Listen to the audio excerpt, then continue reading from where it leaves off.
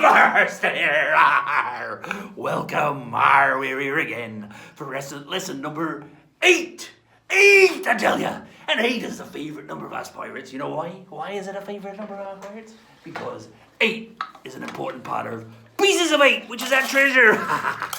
That's right, look at that treasure. Pieces of 8, lots of pieces of 8 there. That be the old captain's treasure. And it'd be pieces of 8. And we're in lesson number 8. What a coincidence! What a coincidence that is. All right, excellent. What are we going to learn today? Well, today we're going to get all sorts of complicated like, okay? I'm going to give you an introduction to navigating, all right? You know, you port and you started. You know, you bow and you're aft, right? You know those things.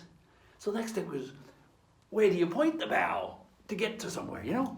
I mean, back in the day, right? I think I might have mentioned this before, right? We didn't have GPSs. You know, we didn't have that voice screeching at you going the wrong way, right? You got your car now. No. We had to work it all out clever like. So we had different ways of doing it, you know. We had 3 basic ways we'd use for navigating, right? There's piloting, right? Dead reckoning, and celestial navigation, all right? They're the 3 main ways we used to find our way about the place. So what I'm going to do is give you a bit of a brief overview of what each of those is, right? So, now piloting, all right, well, that's basically knowing where you're going in the first place, right? You know where you are, and you know the signs around the place, right? You can work out where you are by where you different headlands and different markings in the sea, like they use buoys and stuff like that around the sea, and you sort of work it out, right? And one of the big tools for that, okay, was me bring closer, right? Bring nearer, we call it, the old bring nearer, all right? Some people call them telescopes, but this is the old bring nearer, right? So what you did, you seen the pictures of the pirates, you'd be there like that, and you'd be looking out that way. Actually, if I do it that way, I can actually talk to you and see you there like that, without sort of obstructing my vision any more than necessary, right? So you'd be there and you'd be looking for signs, all right? The difference, the way the land was shaped and all that, and he'd be the guy that knew his way around would know his way around the place, and he'd work it all out from that. You'd know from the different signs, and those little signs would be marked on maps and stuff, and that's how you keep track of it, right? And these things would make it all look closer, right? That's why we call them bring them near, all right? The old bring them near, pretty handy little device to have, the old bring them near. And like, if you couldn't see land, the other thing you could do is actually, if you're close enough to land, you can actually track clouds and birds, right? You see the birds be flying towards land at different times of the day, and you know which time that was. And clouds, like clouds, right? In the morning, clouds, they're over the land. You can check that out yourself if you like. Right? In the morning, they tend to be over the land.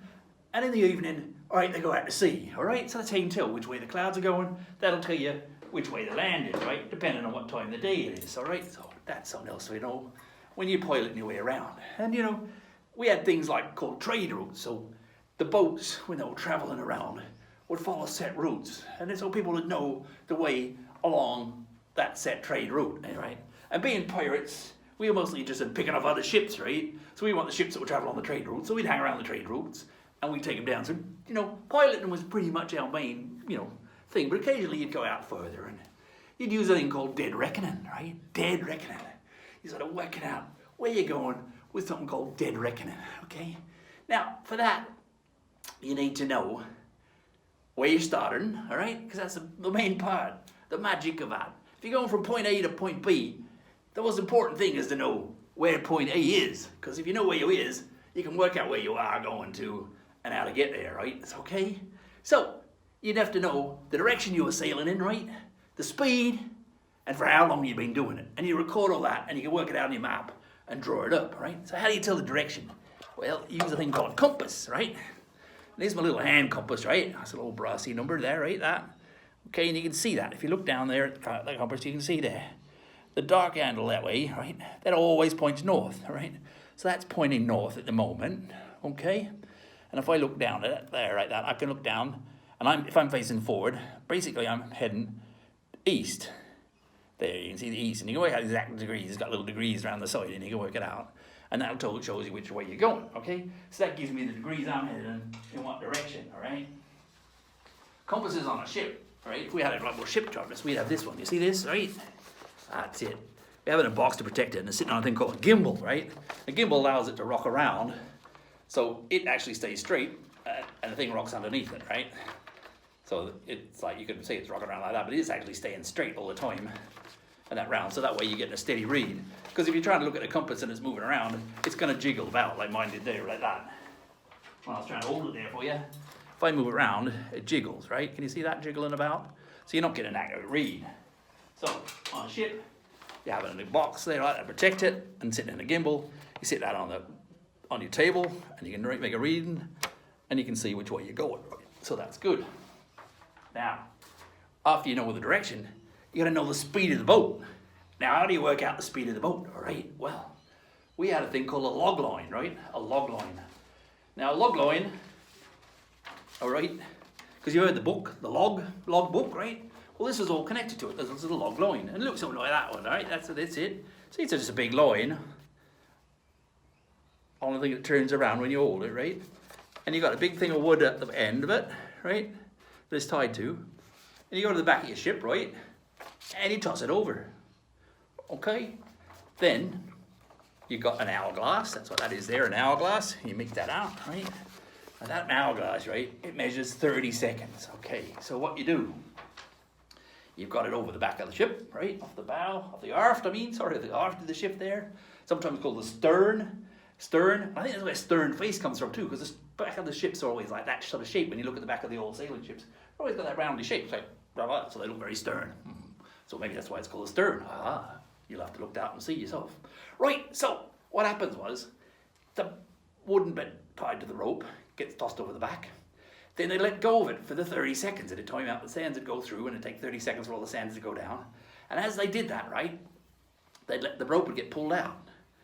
And they'd get pulled out. And the sailor, right, who was doing the job, who was doing it, the rope would have knots in it like that. See those knots, right?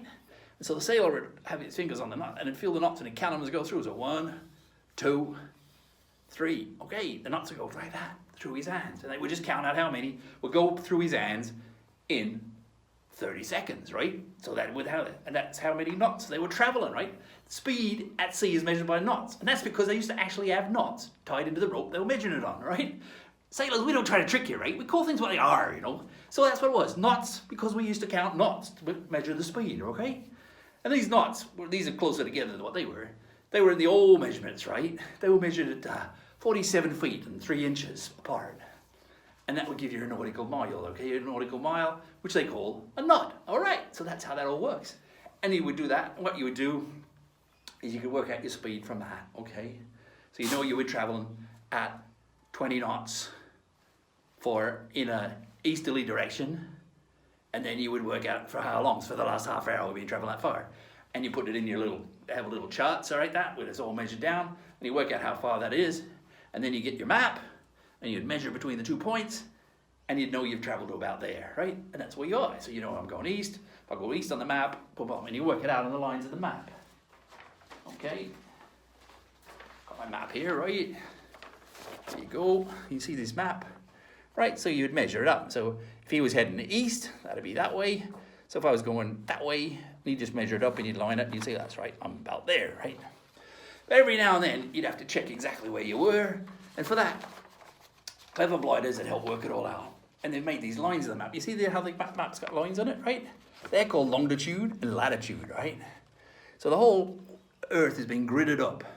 Not really, you don't really see them, right? But they gridded them up with longitude and latitude. And they did that very early on, right? Working it all out, the stars and everything like that, okay?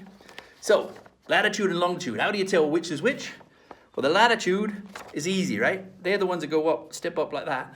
Because it's like a ladder, okay? Easy to remember, latitude.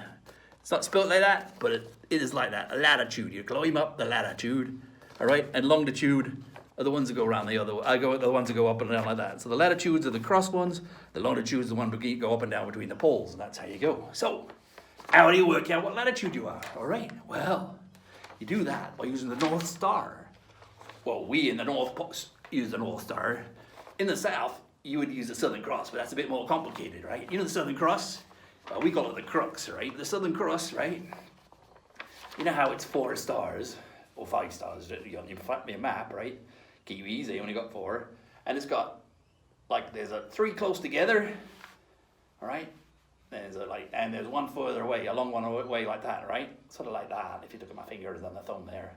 Okay, so what you do, is you actually go from that one, through the middle of those two, to that one, the long one away, and that's pointing due south, right?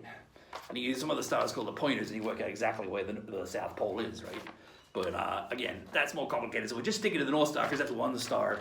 And what you do is you can get a read, right, from that North Star about how high it is off the horizon to what in degrees, and that will let you know where you are latitude-wise, okay? All right, so that's it. And you can also do it off the sun. You measure out how high the sun is, because that's what it all is, this celestial navigation.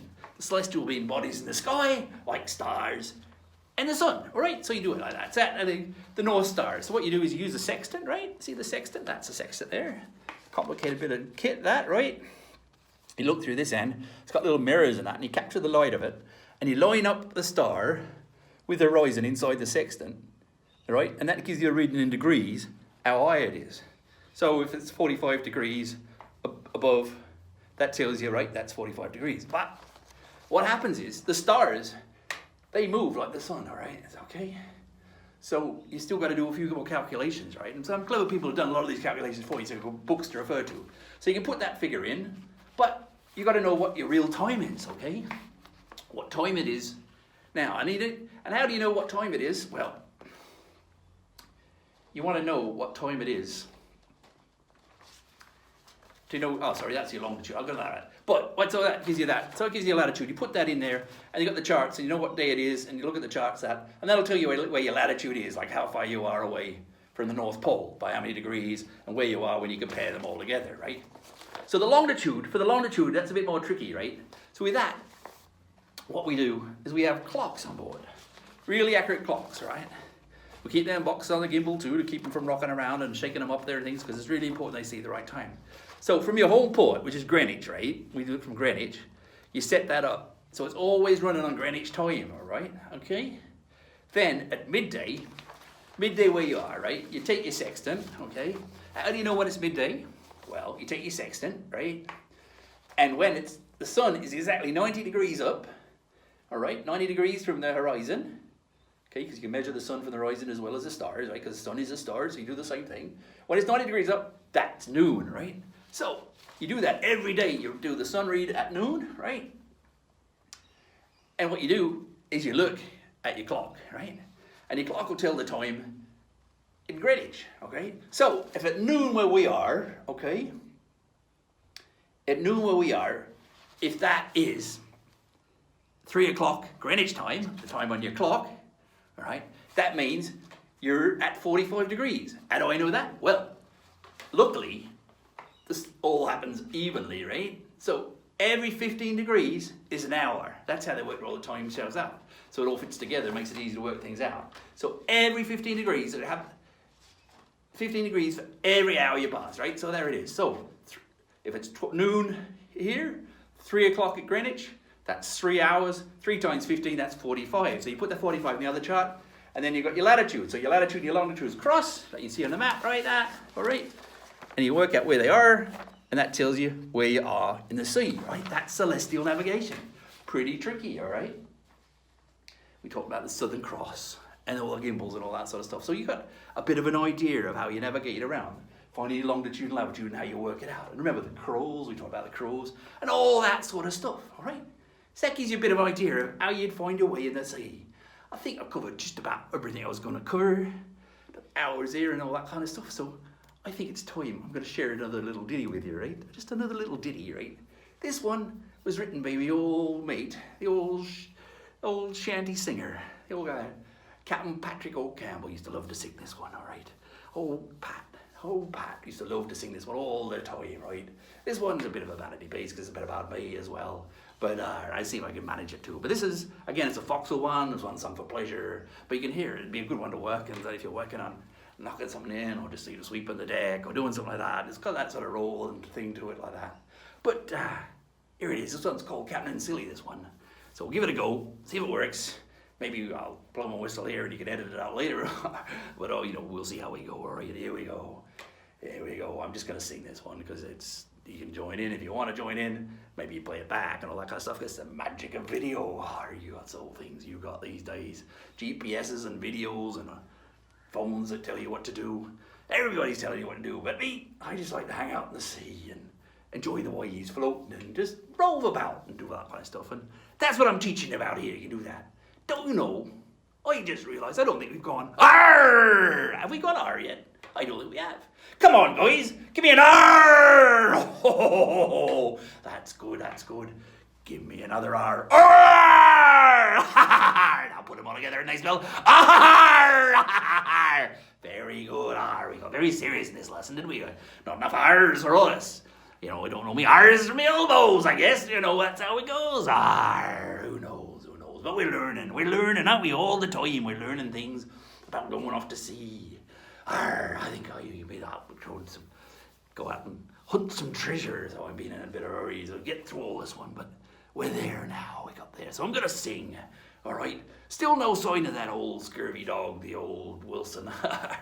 He's still in the sailmakers getting his tail remodeled, all right? Because he's had a bit of a fall, you know, slap him across a bit of a fall. You know the kind of thing. But anyway, here we go. There's an old man called Captain and Silly. That's an old man you'd like to be. What does he care if the world's got troubles? What does he care? 'Cause he spends his days at sea. That old Captain and Silly, he just keeps parting. He really something, afraid of nothing. He just keeps a-parting. He keeps on a-parting along. He don't take slackers. He just can't stand 'em. He'll quickly maroon 'em. They're soon forgotten. But old and Silly, he keeps on parting along. You and me, we sweat and strain, body aching and racked with pain. Pump that build, lift that sail. We gets a little drunk and we run into a gale. Oh, I gets weary and sick of trying. I'm tired of working, I'd rather be skiving. But old and Silly, he keeps on working, he keeps on parting along.